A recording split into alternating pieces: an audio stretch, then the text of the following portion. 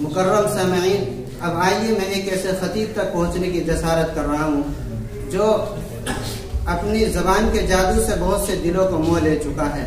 مراد من مولوی محمد عابد صاحب موصوف سے گزارش ہے تشریف لائے اور اپنے نفع خیز خطاب سے ہم سب کو محفوظ کرنا ہے۔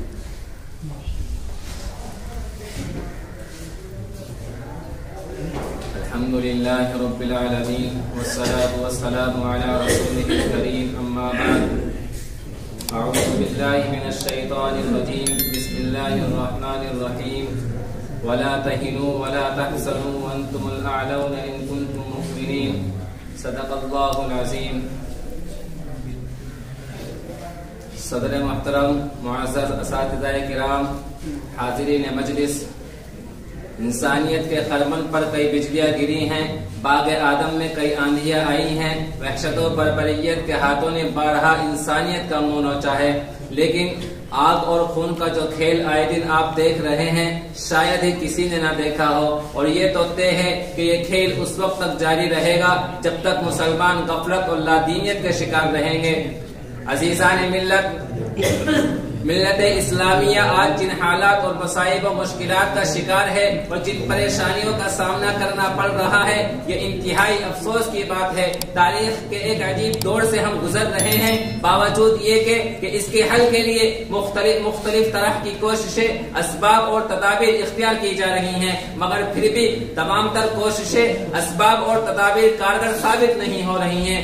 آخر ایسا کیوں ہو رہا ہے؟ کیا ہم نے کبھی اس پر غور و فکر کرنے کی زحمت کی؟ کیا کبھی ہم نے سوچا کہ آج پوری دنیا میں صرف مسلمان ہی کیوں حالات کا شکار ہے؟ ظلم و ستم کا ننگا ناچ مسلمانوں کے ساتھ ہی کیوں ہو رہا ہے؟ جب ہم اس پر غور و فکر کریں گے، تدبر کریں گے، تو ہم کو معلوم ہوگا کہ ہماری بدعمالیاں اور بد کرداریاں اس کی سب سے بڑی وجہ ہے کہ آئے دن مسلمانوں پر فسادات کے ذریعے وحشتناک ظلم و ستم ڈھائے جاتے ہیں، ان کے ساتھ درندگی اور بربریت کا معاملہ کیا جاتا ہے، ان کی معیشت کو تباہ و برباد کیا جاتا ہے، ان کی زندگیوں سے کھلواڑ کیا جاتا ہے، ان کے گھروں کو لوٹا اور دکانوں کو جلایا جاتا ہے، لیکن ہم لوگ ان تمام چیزوں کو محض ایک اتفاق سمجھتے ہیں اور اس کے حل اور علاج کے لیے کوئی راستہ تلاش نہیں کرتے۔ ضرورت ہے کہ ہم قرآن و حدیث میں ان تمام چیزوں کا حل اور علاج تلاش کریں، اس لیے کہ عالم کائنات میں کوئی چیز از خود اور اتفاق سے نہیں ہوتی ہے، بلکہ وہ من جانب اللہ ہوتی ہے، اور ظاہر میں اس کے کچھ اسباب بھی ہوتے ہیں۔ عزیزان ملت، آج زندگی کے ہر شعبے میں ایک بحران نظر آ رہا ہے، جس کی بنیادی وجہ یہ ہے کہ ہم نے بلند اخلاقی سے منہ موڑ لیا ہے، اور سب سے بڑھ کر المیہ یہ ہوا کہ انسانوں نے اپنے مذاہب کے پاکیزہ اصولوں، خاص طور پر مسلمانوں نے دین اسلام کی روشن ہدایات سے روگردانی اختیار کر لی ہے، جس کی وجہ سے زندگی کے تمام شعبے بحران کے شکار ہیں، اور آج آپ ایک جگہ بھی ایسی نہیں دکھا سکتے جہاں پر انگلی رکھ کر یہ کہہ دیا جائے کہ یہاں پر کوئی برائی نہیں ہے۔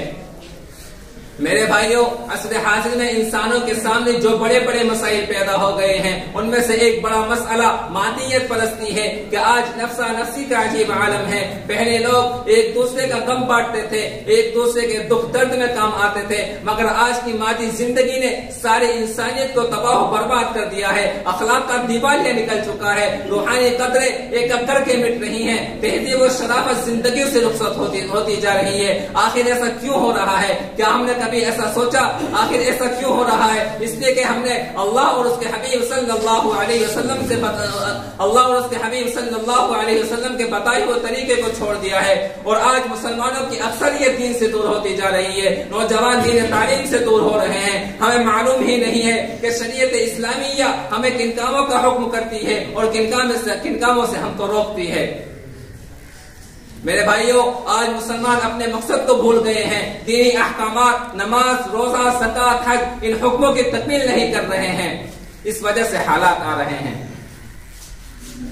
میرے بھائیوں، جب تک ہمارا تعلق قرآن کریم سے مضبوطی کے ساتھ رہا اس وقت تک ہم کامیاب رہے، اس لیے کہ قرآن کریم وہ عظیم نعمت ہے جس نے 23 سال کی قلیل مدت میں تمام عالم میں انقلاب برپا کر دیا۔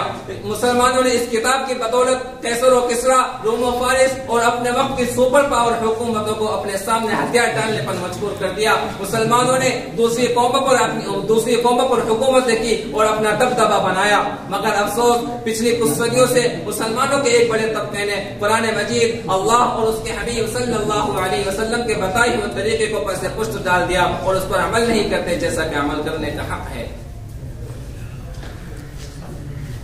ایک موقع پر نبی اکرم صلی اللہ علیہ وسلم نے ارشاد فرمایا کہ ایک زمانہ ایسا آئے گا کہ دوسری قومیں مسلمانوں پر اس طرح ٹوٹ پڑیں گی جس طرح دسترخوان پر کھانے والے ٹوٹ پڑتے ہیں۔ تو صحابہ نے عرض کیا یا رسول اللہ کہ اس وقت مسلمانوں کی تعداد کم ہوگی؟ جناب نبی کریم صلی اللہ علیہ وسلم نے فرمایا نہیں، اس وقت مسلمانوں کی تعداد کم نہیں ہوگی بلکہ ان کے اندر ایمان کی کمی ہوگی۔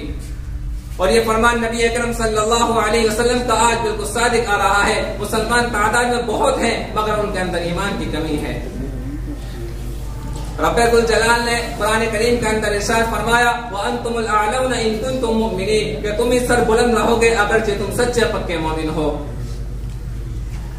میرے بھائیوں، حالات بدل سکتے ہیں، معاملات بدل سکتے ہیں، لیکن یہ اس وقت نہیں ہو سکتا ہے جب تک ہمارا ایمان مضبوط نہیں ہو سکتا۔ دعا کریں کہ اللہ رب کریم ہم سب کو شریعت اسلامیہ کے مطابق اپنی زندگی گزارنے کی توفیق مرحمت فرمائے۔ وآخر دعوانا الحمدللہ۔